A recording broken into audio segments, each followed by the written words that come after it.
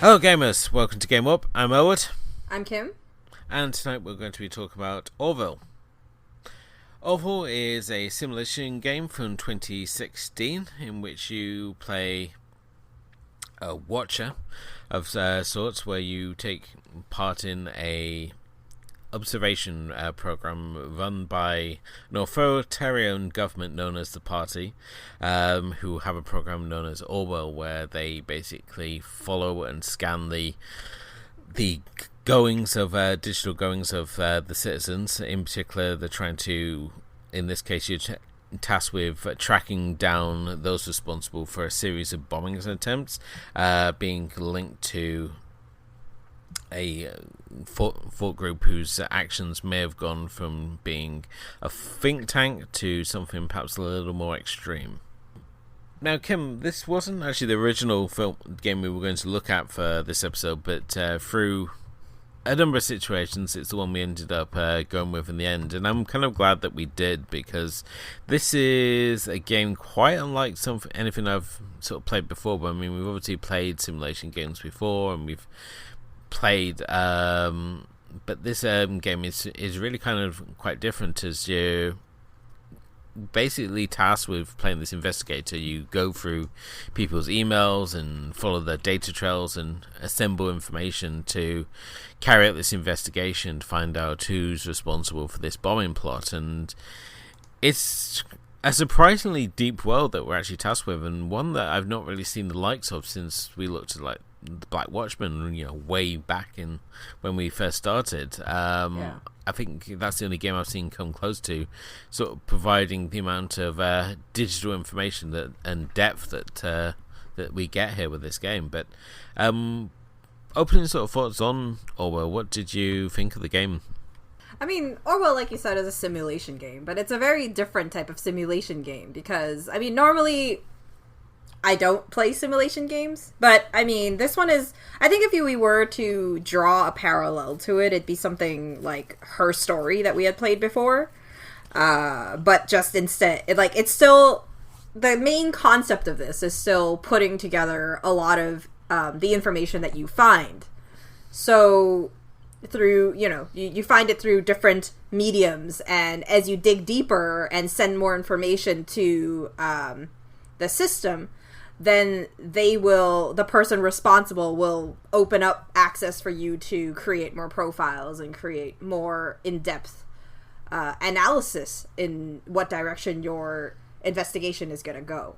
And I think that that's a really good idea in the sense that it's a lot of reading, but what's really nice about it is that they highlight the information that's pertinent to you at the moment of what you need.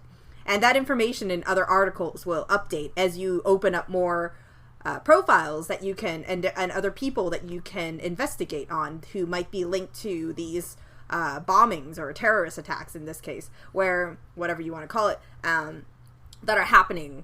And the goal pretty much is to find who's responsible so that you can prevent the next bombing from happening. And the whole setup is pretty nice because it ends up being kind of, by the time you get to we're in this as a new, I guess what you would call it in most of the things. If you look further, we're kind of like the impartial human researcher that's sitting behind the computer in this new program called Orwell, who's pretty much surveilling the citizens, and it's kind of like you're spying on everyone pretty much. And I think the whole setup of the premise is really nice. It helps right now that I've been recently reading books that are in this similar kind of new world, and we've been looking at some other things, and the narrative I think the narrative in this is the strength of the whole game itself. Oh, definitely so. I mean, it's so easy to think that this is going to be just like a visual novel, that you're just basically going to follow through this story and it's all going to go through on rails. But The actual story at play here is a lot more complex, and certainly the choices you make, the information you submit, will affect how the story plays out, how certain characters will react. And certainly as the game goes on, and the members of this think tank, known as the Fort, start to become more and more aware of the actions of what's going on. That they're basically, any of the data trail is available for you to view. So initially we start off following this artist called Cassandra Watergate, who's been linked to one of the first bombings, and it's through here, I mean, you start off with basically just the most minimal information. You have a copy of the newspaper, which is the National Beholder, so you get newspaper information, you get access to her crime records, and you basically start building up a profile of this person. So you go into her version of Facebook, so you go through her timeline, you find out who her friends are, what her date of birth is, all these sort of basic details, what she does.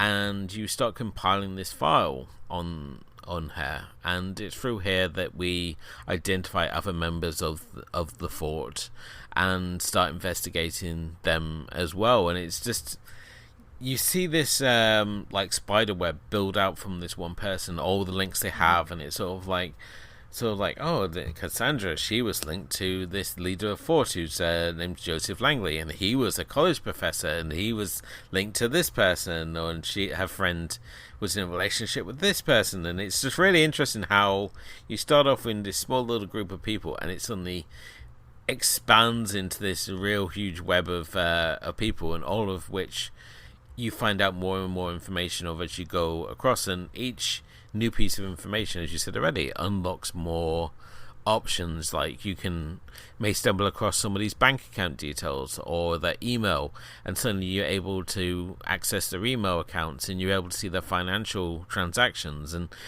it's such an immersive world, and one that I've kind of been looking for really since the days of like playing Uplink back in like the early 2000s, where you were like playing this hacker for hire, and you would like go into people's details and find information. And this again is sort of like an update on that sort of that scheme. And just how the game works is just really fascinating, because you can go into some real deep dives of the information that's been put into this world. There's just pages and pages of information that has nothing to do with the case.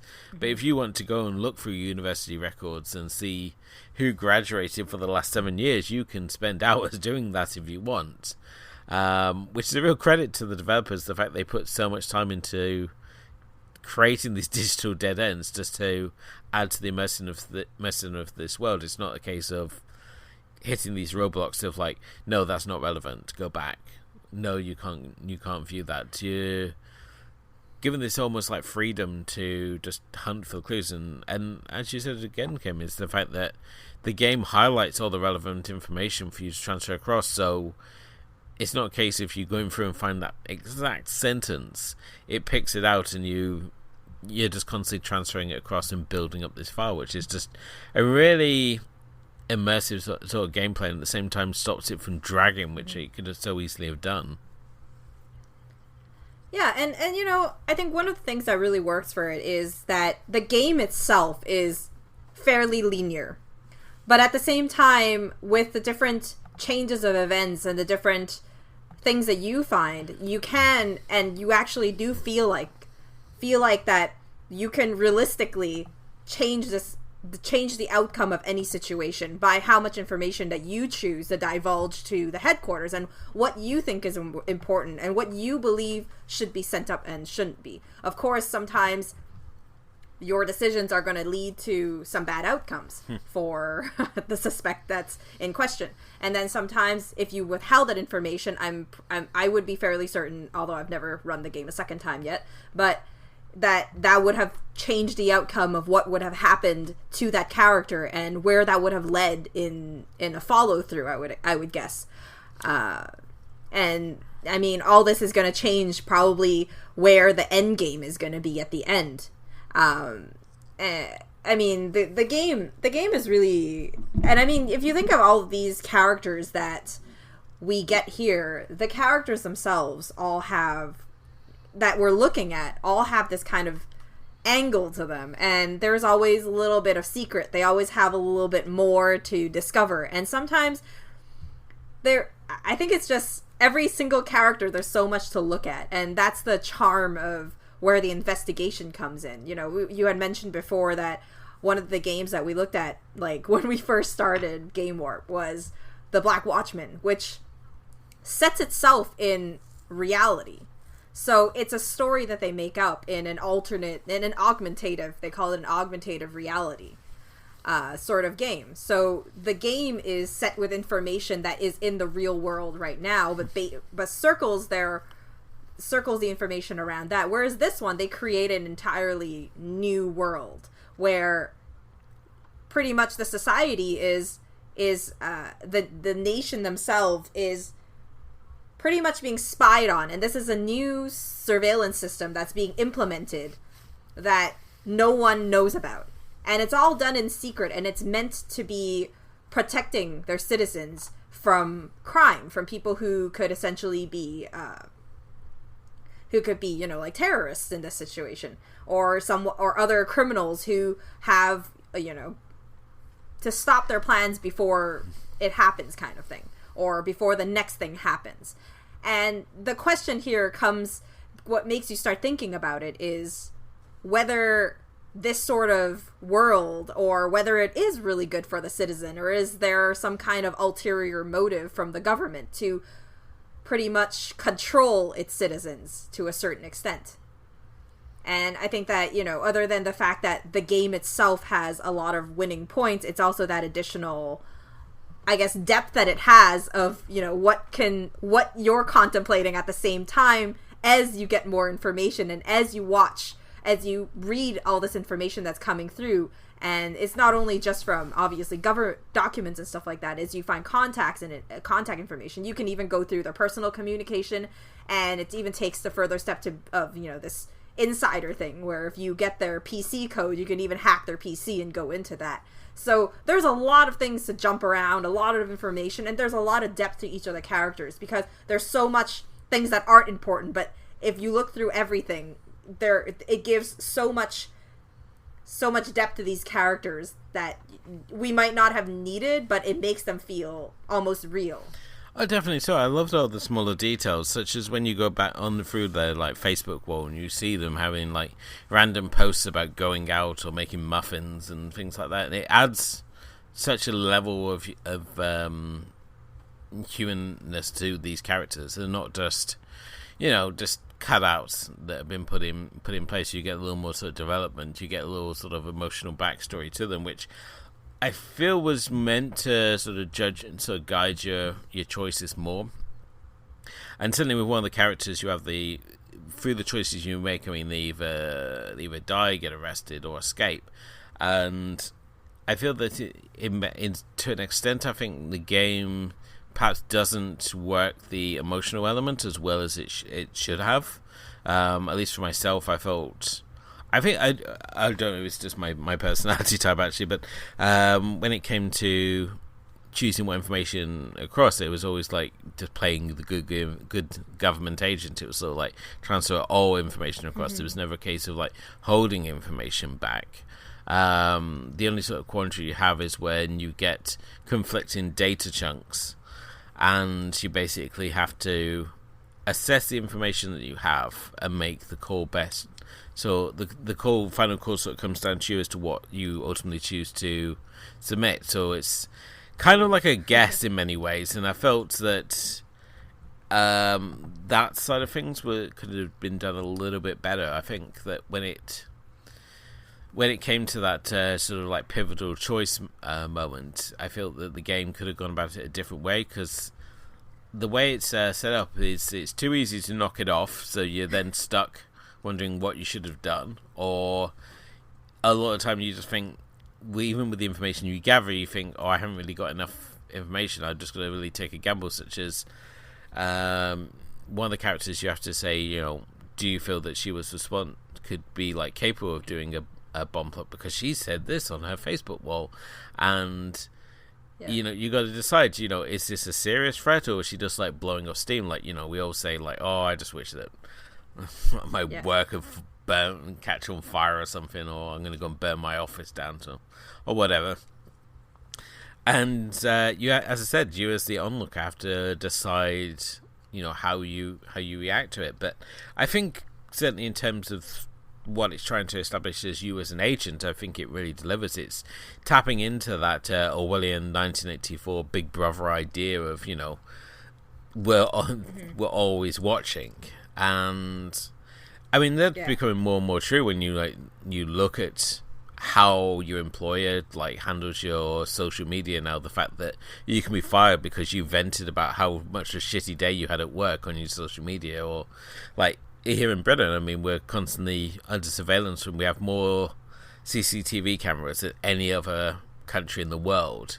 And all these little elements that I think this game sort of taps into by just sort of taking it to that next level. I mean, who knows? Maybe we are all under this Orwell program, and our accounts are being scanned as we speak. People judging you for your podcast choices. I mean, in general, we always get these notices, right? Especially if you're a Facebook user, you get that whole thing where everybody's like, "Oh, Facebook is taking all your information; they can see everything that you're doing, and everyone's hacking through your stuff." And so, I mean, this situation is very real, especially relevant to us now, because technology has become such a focal point of our life. We kind of live on it. Whether it's communications, whether it's through our internet, whether it's whatever that we're doing. I mean, I think one of the closest things that I had mentioned before, I'm reading, I've been reading a series of books right now. I'm reading the sequel right now of a series called I, Me by Jem Tugwell. And it's this indie book. But it's exactly a world that's similar to this, where cops are pretty much, this is a world where your life is controlled by the government because they can see everything that you do, and you personally I think they have some chip in you or something, so when you're doing something out of routine and something that's not right. And that's just kind of taking it further than obviously what Orwell is trying to create here. But I think if we were to, pair this game with some book, I would say right now I'm reading something that's very reflective of what this is going. And maybe that's why it even made me a lot more immersed into this whole situation. Yeah. Now, to the game, it takes place over 5 chapters. It's really brief. So you can just... These episodes I found, they take an hour or two, depending on how quickly you're sort of burning through the information and stuff. And the fact it highlights everything really makes it quite easy just to skim read through what you need, and all the information you transfer across is you had the file for the person, so you can constantly refer back to any information. It's all constantly creating these notes for you, which I thought was just really great, because often the problem with these games is you're forced to try and remember 500 different details on a person. And it's really nice because aside from being very serious, we also have these trivial kind of information, which is you need to decide whether or not you decide to use it. And I mean, right off the bat, Cassandra is our first suspect that we have to compile the profile for. And right off the bat, you get to choose whether she lives over the rainbow or something like that. And just from that, you send these kind of trivial information over to the profile, and then your supervisor type of thing will kind of comment about it and oh, is that really the situation? And they're gonna either give you a hard time or have some snarky comment or some kind of thing about it. And it's interesting because it feels like everything is so...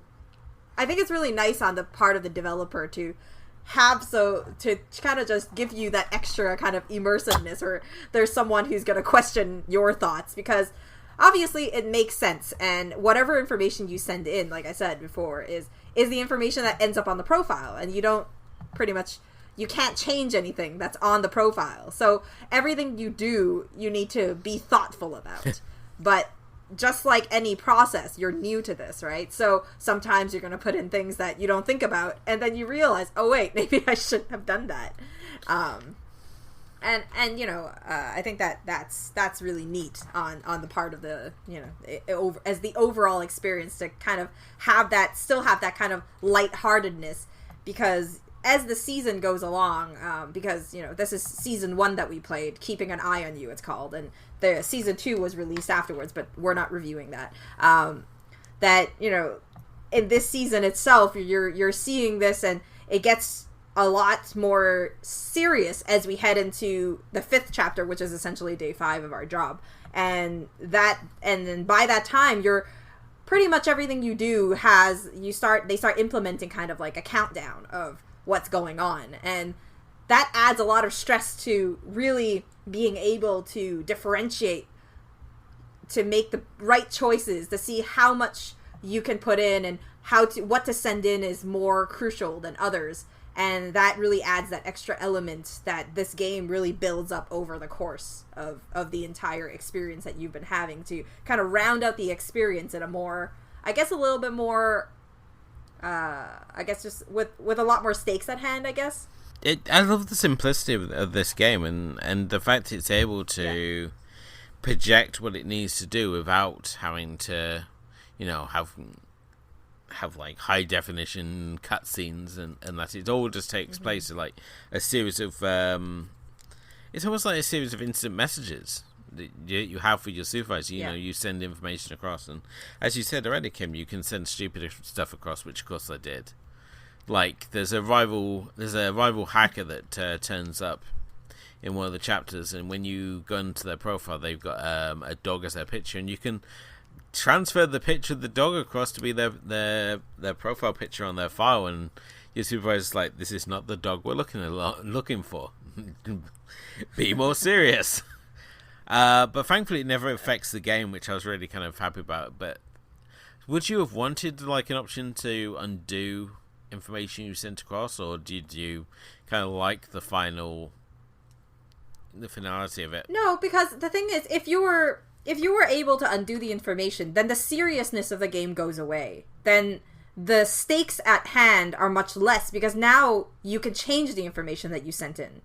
And that's gonna be like, okay, well, then you can pretty much govern the situation yourself. The concept of the game is that you're kind of like, it's kind of like you're pretty much a government employee. They're expecting you but they're not calling you a government employee. You're supposed to be outside of the nation and outside of the system. But the fact is that as you go into this, you start realizing that you're very much a part of this, and you can actually be pulled into this a lot. And the whole concept of it is that you're just kind of like a third party. So you don't have any control over the things you do, but every decision you make has an impact on what's going to happen. And I think that that's really important, is that you can't change the information. If you were able to change it, then your stakes would be just, set aside, and it wouldn't have had that same kind of like, oh, well, I really need to make a good choice type of concept. It would be like, yeah, I could just throw everything in, and then, and then it will just change later kind of thing, right? Then the analysis element will be affected. Yeah, I think that's a very good point. I don't know. Would you have liked to have the choice to delete things? At times, I thought that I think when I say things I wanted to delete, it was normally when I was acting silly buggers and like transferring across that a character's favorite color is red, and they're like, is that really important?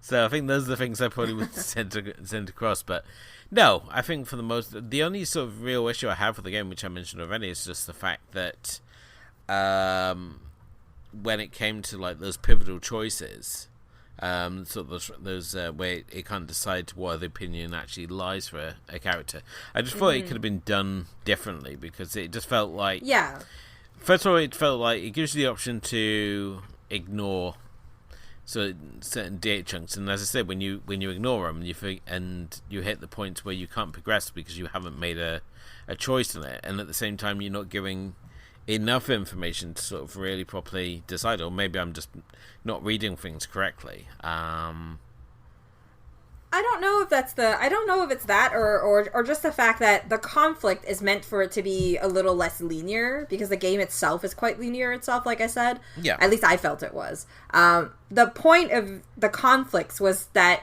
with the information that you had, obviously no one has a complete, in the realistic world, you're not going to have complete information in any situation, that you have to make a call. So that's why there's a lot of information that's hidden away. And I thought that, I mean, for some decisions, I would have really loved to have enough so that the conflict would be resolved and it wouldn't be like the person gets killed or not killed or whatever, right? But at the same time, I mean, the conflicts, I felt like they were fairly good, fairly well done, because it's all depending on the person that's playing. Like, how do you view the situation? Because everything is, you're supposed to be objective, but nothing is completely objective. You're being as objective as you can be, but to every person, there's always some sort of subjectivity that you're going to add to a situation. And that's where these conflicts come into play. Like, do you believe this person? Do you think that they're portraying information, based on what you're reading? Because obviously everything is just words for us. We don't hear the emotion. We don't hear anything. And that's, one of those things that have become a really important point in social media that we're learning, of having everyone just communicating through a screen, that we're not able to, you'd have to make that judgment whether someone is being serious or just, I venting. understand what you're saying. Yeah. And I mean, and that's one of the main reasons why, shows like The Circle is so successful, because it's all about, deciphering what some other person means through a screen. And a lot of times people are going to It's funny you should mention The Circle, because that's like when my mind sort of went through, even though it's a different sort of setup, because I mean, that's obviously about the selling a personality.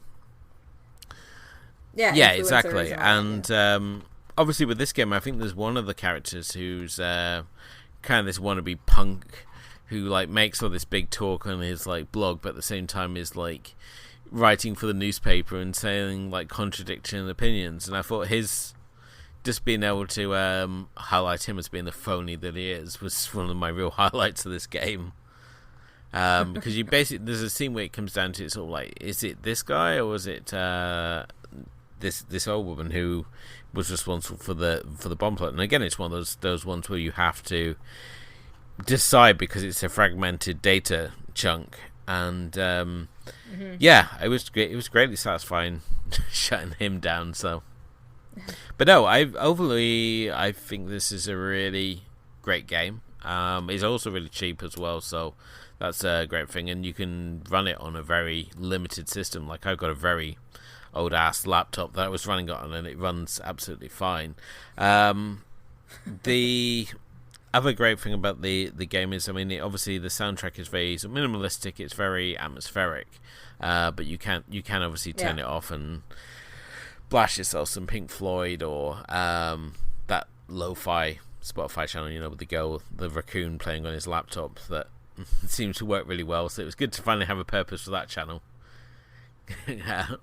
So, but I found this a really fun distraction from sort of like my main sort of gameplay. This is fun. You can just pick it up, you can put it down, and it doesn't require too much mental effort to it. It's just nice to just log in, lose yourself in this world for a little bit, and not have to worry too much about doing anything too strenuous, just reading information really. But as I said, apart from a couple of design quirks, I think this is a really, really fun title, and one I'm really glad that that we sort of stumbled into reviewing for this episode. Yeah, we have to thank the Steam spring cleaning event for on my thing. Yeah, so I mean, you had a lot of good words. What would you score it? So this one, I would give this. I'm going to give this a 4 out of 5. I really enjoyed it, and I think that compared to other episodic games that we played, such as like Life is Strange 2. These episodes, they felt they were the right length. It wasn't like, oh god, this is still going, and we didn't have these moments where you just like, get on with it already. Everything moves at a brisk pace, and that was really refreshing. It was all killer, no filler for this one. Yeah, I'm exactly at the same point. I'm like a 4 out of 5 for exactly the same reasons. And another thing that I really appreciate, especially now with all our choice-based games that get released during the year, or every single year in the past decade or something, has been kind of like the trend now. It's really nice to see a game where your choices really do and feel like it makes a difference in the outcome of a situation. I mean, obviously we love Life is Strange a lot, but we had kind of issues with how much your choices actually made an impact for some part of it, at least in the final ending. So that's where I'm at with this one. Yeah, definitely. So this obviously brings us into another episode of Game What. Thank you as always for listening. If you haven't done already, please do hit the like and subscribe buttons, whether you're listening to us on YouTube or through the podcast servers, so it'd be Anchor, iTunes, Spotify. If you just hit the like and subscribe buttons, that really helps us, and maybe leave a review or a rating, as it all helps raise the profile of the show. If you want to check out our full archive, are you doing this one, Kim? Yeah. Yeah. So if you want to check out our full archive, you can check it out on our blog, gamewarpblog.wordpress.com. Other than that, we're on most platforms of social media, so you can find us mostly by the Game Warp podcast handle on Twitter, Facebook, and Instagram to see our gaming obsessions and little trinkets, the little things that we like to share, videos and whatnot. So yeah, hopefully, give us a follow and a like over there, and, share your thoughts on stuff that, everything's posted up there as well. So wraps up this episode. Till next time. Bye.